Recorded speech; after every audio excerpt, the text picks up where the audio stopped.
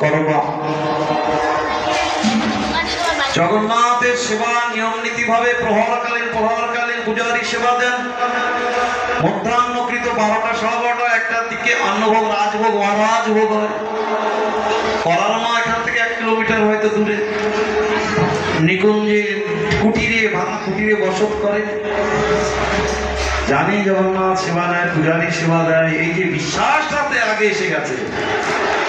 করাবাই জগন্নাথকে ডাকে, নিত্য নিয়মে ডাকে, এসো জগন্নাথ সেবা নাও। জগন্নাথ করাবাইয়ের সেবা নিতে আসে, খিচুড়ি সেবা, যুগলন্ন সেবা নেয় প্রতিনিয়ত। না তো করাবাই, আরে করাবাই নিয়ম নীতির অপেক্ষা রাখেনি, আর হাড়িটাও ধরে না। স্নান করারও কেন, প্রভু সেবা নেবে তো, জগন্নাথ সেবা নেবে তো, সময়কাল না কষ্ট হবে না, তোর কষ্ট। আরে সে তার নিয়ম নীতি আচরণ টোটালিকার নয়। এইভাবে নিত্য সেবা দেয়, জগন্নাথকে ডাকে, জগন্নাথ এসো, জগন্নাথ এসো, সেবা দেয়, খিচুড়ি সেবা দেয়। সেবা নিয়ে ওখানে ঘন্টা যখন মধ্যাহ্নের ঘন্টা যখন বেজে যায়, জগন্নাথ আবার চলে যান, পূজার নিবেদন করবে, মন্ত্র শ্লোক দিয়ে নিবেদন করবে, সেই সময় সেবা নেন ওখানে। আবার প্রত্যেকদিন পরের দিন করমা মায়ের কাছে আসে। এইভাবে নিত্য কোন একদিন এক ব্রাহ্মণ, কোন একদিন এক সাধু সেখানে আসে। করবাই এই অবস্থা থেকে কি করছো মা? রন্ধন করছি, যুগলগ্ন খিচুড়ি রন্ধন করছি। কেন? জগন্নাথ সেবা দেবে তো, সময় হয়ে গেছে। আরে মা, তোমার কোনো আচার নেই, নিয়ম নেই, স্নানাদি করলে না, বাসি বস্ত্র পরিত্যাগ করলে না, হাড়ি কড়াই বর্জন করলে না, এভাবে তো ভগবানের সেবা দিতে নেই, সাধু সেবা দিতে নেই। ভগবানের সেবা দিতে গেলে নিয়ম নীতি পালন করতে হয়। আচার নিয়ম নীতি, সকালবেলা ব্রাহ্ম মুহূর্তে উঠে স্নান করে ভক্তি দেবীকে ভক্তি প্রদর্শন করে গৃহকর্মতে তার আগে সেরে নাও। এগুলো করে তারপরে দ্বাদশ সঙ্গে তিলক ধারণ, আত্মনাদি গীতা ভগবত আস্বাদন করে ভগবানের অর্জন রন্ধন করে সেবা দিতে হয়। এভাবে দিলে হয়, অপরাধ হবে, পাপ হবে, তুমি পাপ করছো। আমি বুঝি না তো, আমি জগন্নাথকে ডাকি, সে তো সে খেয়ে নেয়। জগন্নাথে ক্ষুধা লাগে না, বলে আমি ডাকি প্রতিনিয়ত তাকে ডাকি, এসে জগন্নাথ, এসে জগন্নাথ, জগন্নাথ সেবা নেয়। কিন্তু আজকে তুমি যে বললে আমার পাপ হয় না সাধু, হ্যাঁ হ্যাঁ হ্যাঁ, কর্মবাই সহজ সরল তো।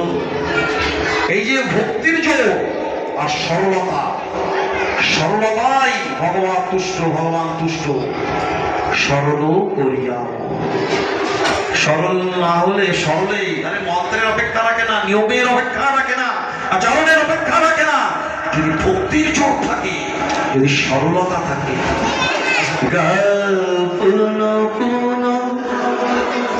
গৌরাঙ্গের গুণ সরল করিয়া,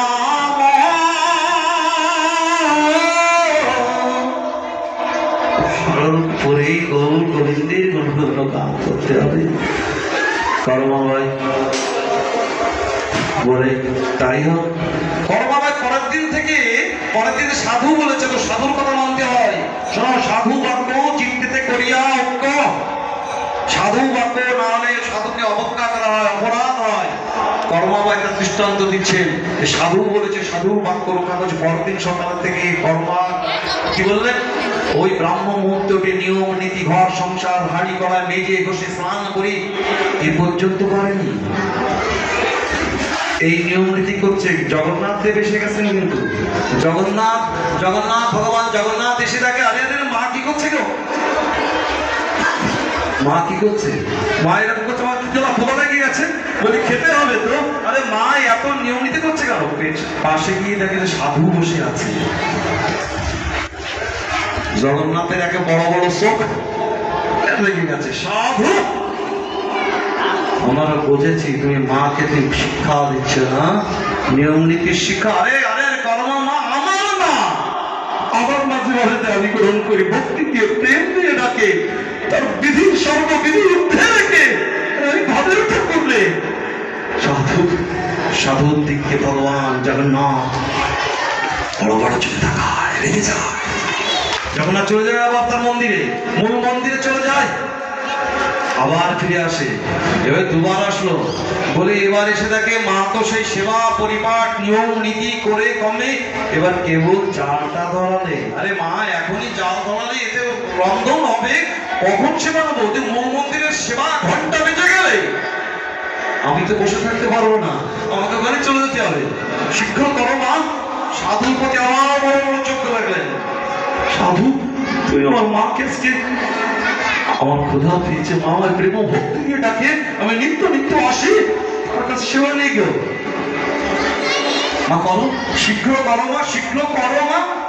ওখান থেকে করো মা, ওই যে করো মা, ভগবান জগন্নাথ শীঘ্র শীঘ্র তাড়াতাড়ি করো, সেবা নেবো তো। আরে দাঁড়ো দাঁড়ো বাবা জগন্নাথ, দাঁড়াও। তাড়াতাড়ি রন্ধন করে গরম গরম গরম তাই দাও, ঘন্টা বেজে যাবে। মধ্যাহ্নকালীন সেবার আয়োজন, পূজারি ঘন্টা বানাচ্ছে, আমাকে যেতে হবে তো। আমি ওখানে নিত্য নিয়ম মাফিক যে সেবাটা নিই, সেখানে বসে গেলে তো তোমার এখানে নিতে পারবো না। কর্মবায় তড়িঘড়ি করে শীঘ্র করে যুগরন্ন প্রস্তুত করে জগন্নাথের সেবা দেয়। জগন্নাথ যেই না সেবা নিচ্ছে কিন্তু দু এক গাছ নিয়েছে, এই মধ্যে মন্দিরে ঘন্টা বেজে যান। জগন্নাথ ওই অবস্থায় নিত্য নিয়মের সেবা মন্দির, সেখানে ছুটে চলে যায়, বসে ওখানে। আরে আরে আরে জগন্নাথ, না পরে পরে কালকে আসবো, কালকে আসবো। জগন্নাথ ওখানে বসে আছে, পূজারি নিত্য নিয়ম অনুযায়ী মন্ত্রপুত করে সেবা দেয়। সেবা দিয়ে আসন দেবে না, সেবার পর আসন মুখ দিয়ে দেবে, তখন দেখে কি জগন্নাথে সেবা নিবেদন পূর্বকম আসনটা দিতে গেলে জগন্নাথের মুখে খিচুড়ি লেগে আছে। দেখি দেখি জগন্নাথ, তোমার মুখে খিচুড়ি, আমি তো খিচুড়ি, আমি তো যুগলন্ন, আমি তো সেবা দেয়নি, খিচুড়ি তো সেবা দেয়নি তুমি, তোমার মুখে। অবাক হয়ে যায় পূজারী, অবাক হয়ে যায়। দিনটা গেল, রাত্রে পূজারীকে স্বপ্নে দেখান জগন্নাথ। পূজারী, হে পূজারী, আমার মুখে খিচুড়ি দেখেছিলে না আসমান দেওয়ার সময়? ওই কুটিরে আমার মা আছে গো, করমা ভাই, করার ভাই, আমার মা নিত্য নিয়ম অনুযায়ী আমাকে সেবার জন্য ডাকে, আমি বসে থাকতে পারি না, আমি নিয়ে গেছিলাম। আজকে কোন সাধু আমার নিয়ম নীতি দিয়েছে, তো সেই নিয়ম নীতি করতেই আমার দেরি হয়ে যায়। আমি নিতে যেই সেবা নিই, তোমার ঘণ্টাধ্বনি শুনতে পাই। ওই তৎকালীন মুহূর্তে আমি যেটুকু পেয়েছি, ওই অবস্থায় মুখ ধোয়ারও সময় পাইনি, আসমান করারও সময় পাইনি।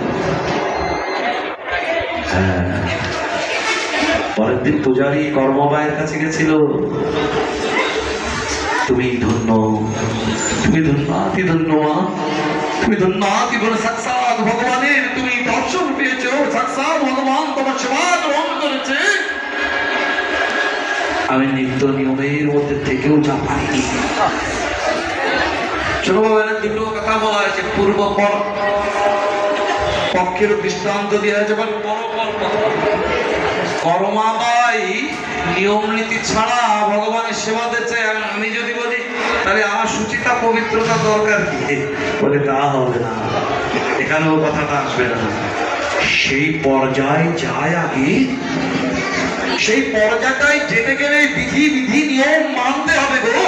সদাচারী সাধুর আচরণ, সদাচারী নিয়ম নীতি মেনে বলে সেই পর্যায়ে গেলে তখন আর ওই অত নিয়ম টিয়ম না করে খাও খাও ঠাকুর, তুমি খাও খাও, কেউ খাওয়ানো যায়,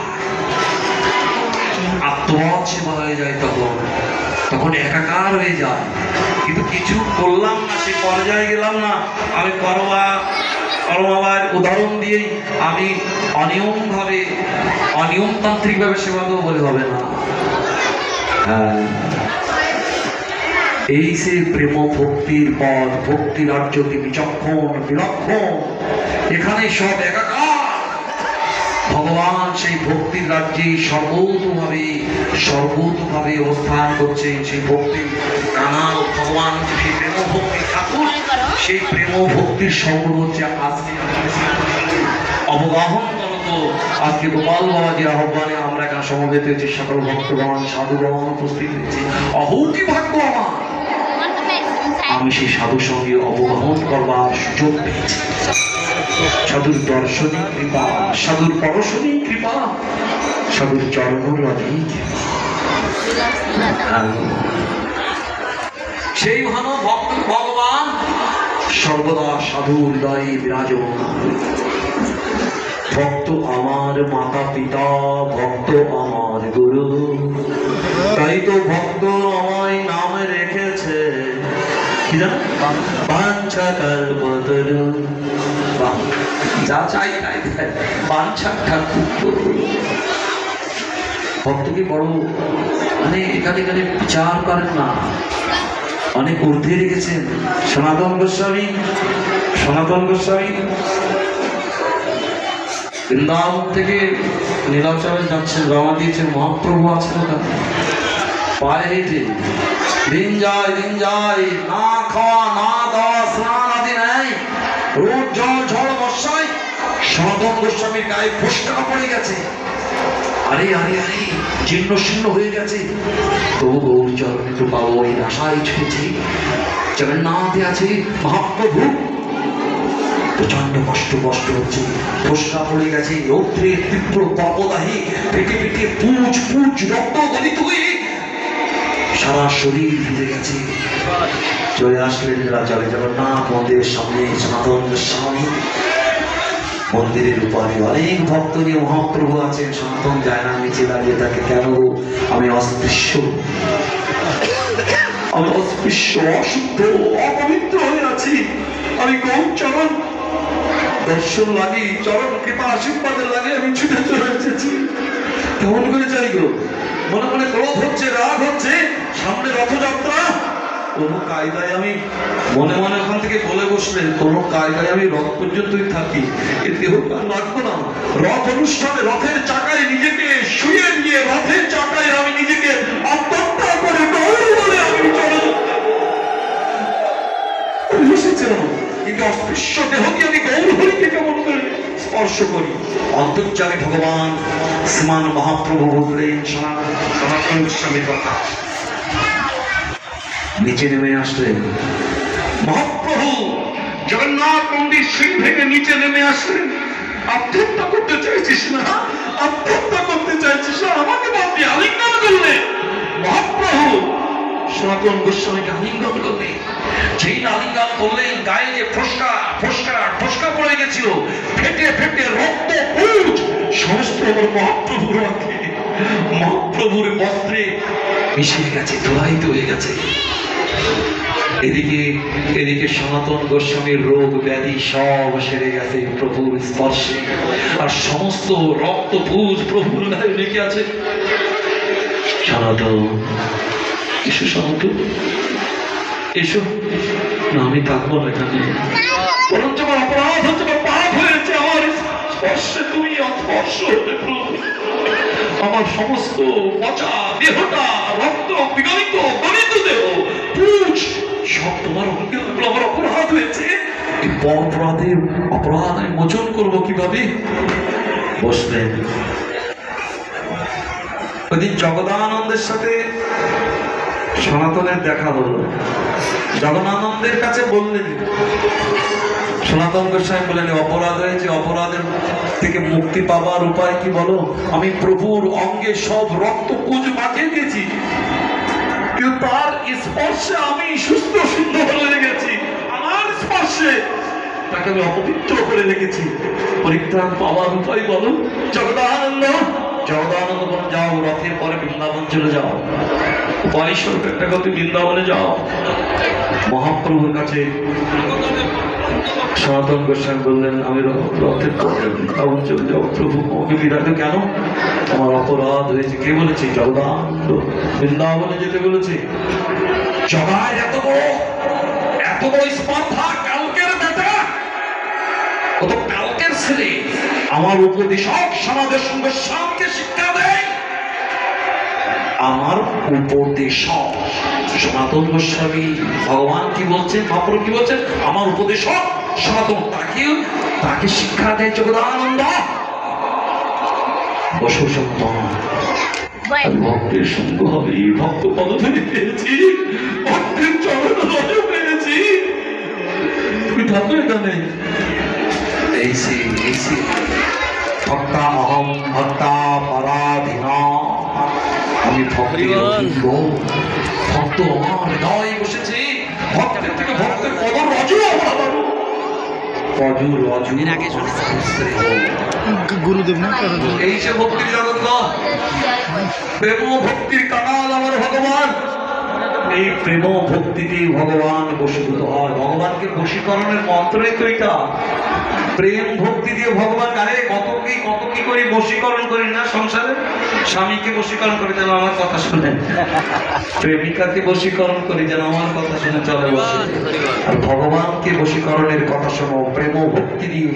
যদি তার নাম গুলো কীর্তন করো, ভগবান শ্রীকৃষ্ণকে বশীভূত করবার মতন একটা মহা ঔষধ, মহা মন্ত্র আছে। সেটা বলি কি বলে, শুধু যদি বলো রাধে রাধে রাধে রাধে রাধে রাধে রাধে রাধা রাধা রাধা রাধা, ভগবান শ্রীকৃষ্ণ বশীভূত হয়ে যাবে।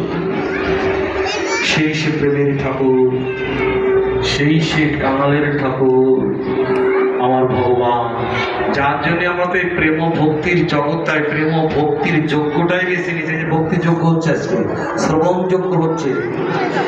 এই ভক্তি যজ্ঞে দ্বারাই যেখানেই সাধু সঙ্গ স্বরূপ ভক্তি যজ্ঞ, যেখানেই সাধু সঙ্গ স্বরূপ এরকম মহা আয়োজন হবে, এই মহতি আয়োজন আমি সেখানেই অবগাহন করব। প্রেম ভক্তিটা জোয়ান নিয়ে আমি ভক্তির রাজ্যে